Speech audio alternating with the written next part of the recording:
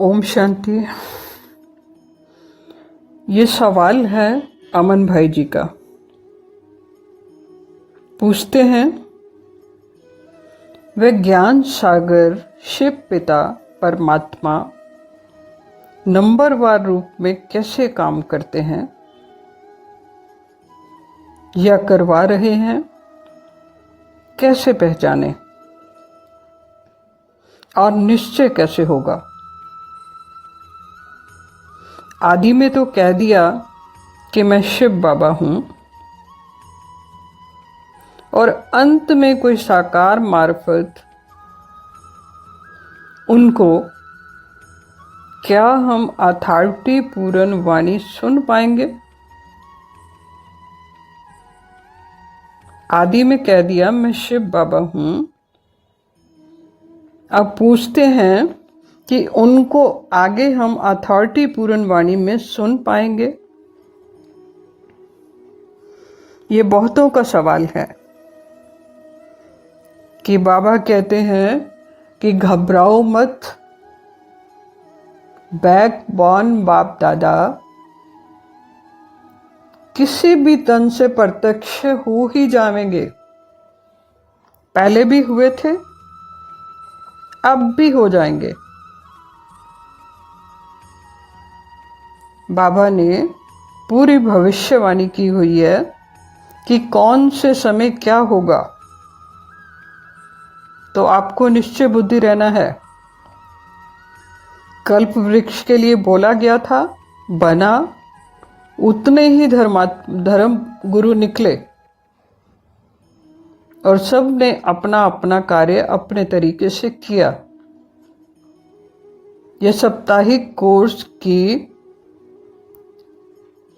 भगवान वाच ज्ञान गीता में लिखा हुआ है।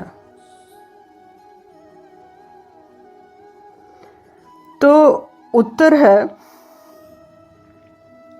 मैं बिंदु स्वरूप जरूर हूं, लेकिन कार्य करता हूं साकार के माध्यम से। जैसे सागर की लहरें धरती को छूने किस रूप में आती हैं? जल धारा के रूप में। वहां वो रुकती नहीं, धरती को छूकर फिर वापस लौट जाती हैं।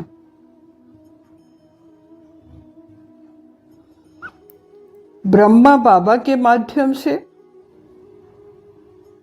मम्मा के माध्यम से या फिर कुछ गिने चुने माध्यम से, और आज वर्तमान में सबके छिपे हुए स्वरूप में प्रेम और विवेक का संतुलन छुपा हुआ है। अब प्रश्न है, कौन है वो साकार? कोई एक ही नहीं बल्कि कई आत्माएं। कहा जाएगा कि आप सभी आत्माएं जिनमें बाबा की झलक नजर आती है, त्रिमूर्ति शिव नजर आते हैं।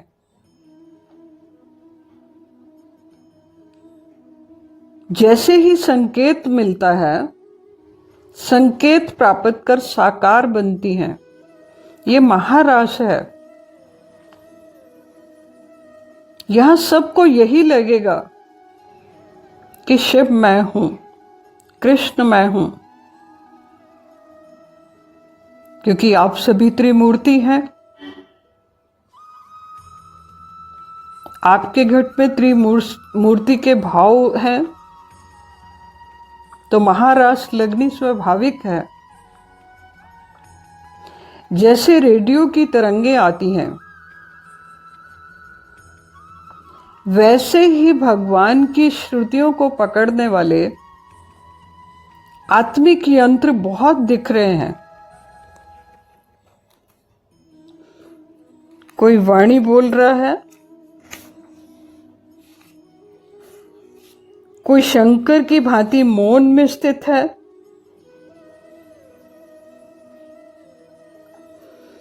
कैसे पहचाने? जहां से तुम स्वयं की पहचान में दिव्य परिवर्तन महसूस करते हो, अनुभव करते हो। बाबा ने बोला, आगे चल के ज्ञान कोई नहीं सुनेगा। जहां उपदेश नहीं, अनुभव हो, त्रिमूर्ति झलकती हो, वही त्रिमूर्ति शिव का साक्षात्कार लोगों को होने लग जाएगा। ये तरंगों की भांति फैलता है, जैसे रेडियो की तरंगें फैलती हैं। आप ट्यूनिंग सेट करते हो, उसी तरह से अगर एक गली मोहल्ले में एक भी बाबा का बच्चा है और वो अपनी त्रिमूर्ति को पहचान लेता है, तो कहना नहीं पड़ेगा, वो गली अपने आप प्रकाशित होती चली जाएगी। ये वरदान है। क्या करना है? अपनी त्रिमूर्ति में स्थित होना है। पूछा गया है कि अंत में पूर्ण अधिकार युक्त वाणी फिर से सुनाई देगी? जवाब है हाँ, जरूर सुनाई दे रही है। सुनने वाले कान चाहिए, देखने वाली आंख चाहिए। गीता में महावाक्य है कि कोटों में कोई कोट, उसमें से भी कोई कोट मुझे पहचानते हैं, क्योंकि मैं साधारण तन का आधार लेता हूं, वृद्ध तन का आधार लेता हूं।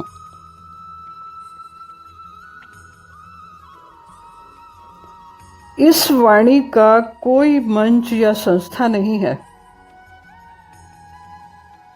ये वाणी आ रही है एक आत्मा से और जा रही है तरंगों की तरह अनेक आत्माओं में। ये दिव्य आकाशवाणी से वाणी उतर रही है। ये रेडियो चल रहा है। मौन और सहज स्वरूप में पाना। स्वरूप कैसा हो? मौन हो और सहज हो, सरल हो। सरल बच्चे सभी को पसंद है। त्रिमूर्ति शिव को भी यही सरल पसंद है। पाना था सो पा लिया। क्या पाया? अब ये समझना है कि मेरा बाबा मेरे स्वरूप में से प्रकट हो रहा है। औरों को आपके स्वरूप में त्रिमूर्ति की झलक दिखाई देनी चाहिए। ऊर्जा प्रकट करनी चाहिए। ऊर्जा चारों ओर फैलानी चाहिए। इसे ही महाराज के रूप में दिखाया गया है कि कृष्ण गोपियों को लगता है मेरे साथ है, और आप 33 करोड़ देवी देवताओं को ये लगना चाहिए कि भगवान मेरे से प्रकट होना है,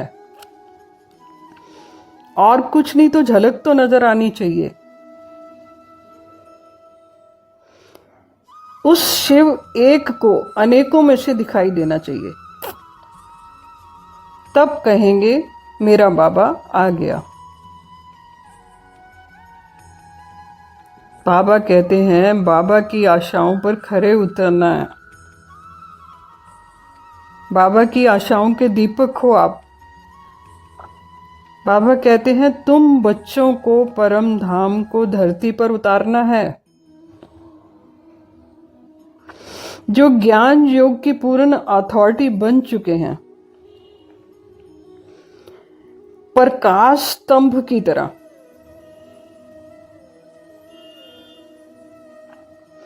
उनके मुख से कठिन सत्य भी सहज स्वरूप में निकलता है।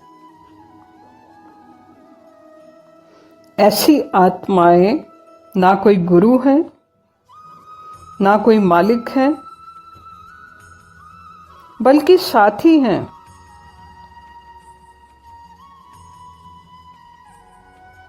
उनके माध्यम से, उनके संपर्क से ये समझ लगती है कि शिव बाबा कौन है और इस समय कहाँ है। जहाँ सच्चा प्रेम है, जहाँ एक भी शंका नहीं, जहाँ मौन में शक्ति है, जहाँ वाणी में द्वैत नहीं, परमात्मा कहते हैं कि मैं वही हूं। जहां प्रेम है, द्वैत नहीं, दोष दृष्टि खत्म हो गई। तुझ में राम, मुझ में राम, सब में राम समाया, कर लो सबसे प्यार, जगत में कोई नहीं पराया। आप गोप गोपियां सभी को ये भासना आ रही है कि भगवान मेरे साथ हैं, और राधा मौन है, वो बांसुरी को आधार मान के बैठी हुई है। राधा मौन से प्रकट हो रही है, क्योंकि बाबा कहते हैं पहले एक शिवालय बनेगा। गोपियां उद्धव के साथ ज्ञान चर्चा कर रही हैं, परंतु राधा मौन है। शिव मेरे साथ हैं, शिव मुझसे ही प्रकट होंगे, मेरे चाल से प्रकट होंगे, चलन से प्रकट होंगे, चेहरे से प्रकट होंगे। एक होते हुए भी सभी को ये भासना आनी चाहिए। यही उद्देश्य था भगवान शिव का।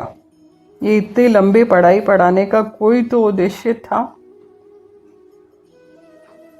भगवान कहते हैं यदि आप मुझ तक पहुंचना चाहते हो, मेरी शक्ति की, मेरी उस ऊर्जा को देखना चाहते हो, तो पहले अपने अंदर द्वैत, शंका और इच्छा के बादल हटाने होंगे।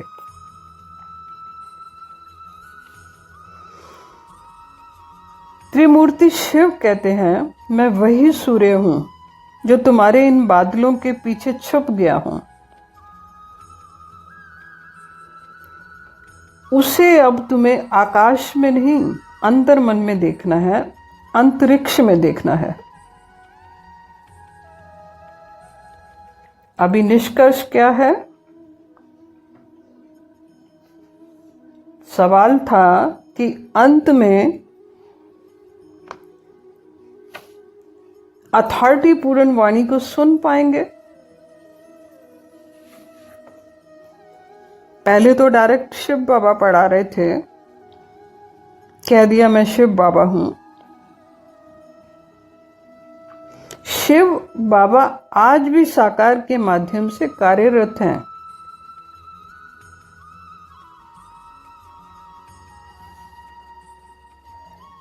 परवेशता रूप कार्य है, उपाधि है, सीमा है, बंधन है। स्थायी पहचान तर्क से नहीं, अनुभव और वैराग्य से होगी।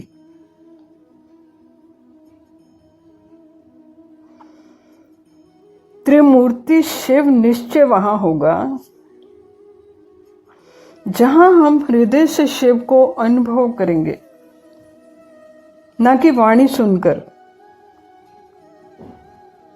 अभी अंतिम समय बाबा की अधिकार युक्त शक्ति ऐसे प्रकट हो रही है। मौन और प्रेम के माध्यम से प्रकट हो रही है। शब्द तो आधार है, आधार लेना पड़ेगा।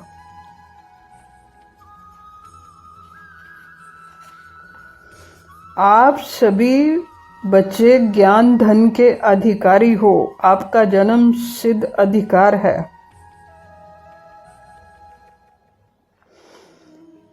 लेकिन ये वाणी अब लाउड स्पीकर पर नहीं, मंच पर नहीं, स्टेज के ऊपर नहीं, बल्कि आपकी अंतर आत्मा की आवाज बन चुकी है। बहुत आत्माएं हैं जो शिव की शक्ति से भरपूर हैं। उनकी वाणी में शब्द कम और अनुभव ज्यादा होंगे। याद रखना है, पहले एक शिवालय बनेगा, चेतन शिवालय, और यमुना के कंठे पर बनता है। यमुना का कंठा छठे केंद्र को कहते हैं, जो यमुना जमी हुई होती है और उस कंठे से वाणी निकलती है। ये इसका आध्यात्मिक अर्थ है। वही वर्तमान समय परमात्मा की वाणी का उपकरण बन रही है, बनती है, बनती रहेगी। परमात्मा कोई दे नहीं, लेकिन सभी दे, स्त्री दे, पुरुष दे, किन्नर शरीर, ये सब उसकी रचना है। वो रचयिता है। जब उसकी रचना है तो उसके अंडर हुई, तो वह किसी भी देह के माध्यम से कार्य करवा लेता है, हो रहा है, होता रहेगा। परवेशता एक तरीका था, पास्ट की बात हो रही है। पढ़ाई पढ़ाने का, योग्य बनाने का वो तरीका था। लेकिन मुख्य शक्ति क्या करती है? प्रेम भरती है, शांति और मौन सिखाती है। अपनी त्रिमूर्ति का अनुभव करना यही रास लीला है। आत्मा का परमात्मा से मिलन है। जब ये तीन शक्तियां ब्रह्मा, विष्णु, महेश की हो गई, एक शक्ति आत्मा की हो गई, पांचवी शक्ति परमात्मा की हो गई। बहुत बार बोला गया है कि इस गीत के अंदर अर्थ छुपा है। ना चित्त हूं, ना मन हूं, ना चित्त अहंकार, विश्व चेतना हूं, आदि अनंता। ना जीवा ना करन द्वार, ना चलता ना फिरता, विश्व चेतना हूं, आदि अनंता। विश्व शक्ति की बात हो रही, ऊर्जा की बात हो रही है। तो ये चारों ऊर्जाएं मिलके पांचवी ऊर्जा बनती है। तभी इनको कहा गया है त्रिमूर्ति शिव। अकेला शिव नहीं बोला जाता, कि त्रिमूर्तियों की ऊर्जा मिली, संगठित हुई, एक बनी, और चौथी ऊर्जा बही, और पांचवी ऊर्जा से मिल गई। इसे कहते हैं आत्मा परमात्मा का मिलन। निष्कर्ष यही निकलता है, जहां आत्मिक प्रेम, सच्चा ज्ञान और सच्चा संबंध होगा, परिवर्तन वही है। कहा गया पवित्रता ही सभी सुखों की जननी है। और ये प्रकाश कहाँ से निकलेगा? मन के मौन से निकलेगा। फिर वही नारे को याद करते हैं, उसी स्लोगन को याद करते हैं कि घर घर तिरंगा, चारों ऊर्जाएं, हर घर तिरंगा। कैसे बनेगा? जब चारों ऊर्जाएं एक जगह इकट्ठी होंगी। घर घर त्रिमूर्ति, हर घर त्रिमूर्ति, हर घट त्रिमूर्ति, ईश्वरीय संतान हो तो ऑटोमेटिकली ईश्वरीय लक्षण आ जाएंगे।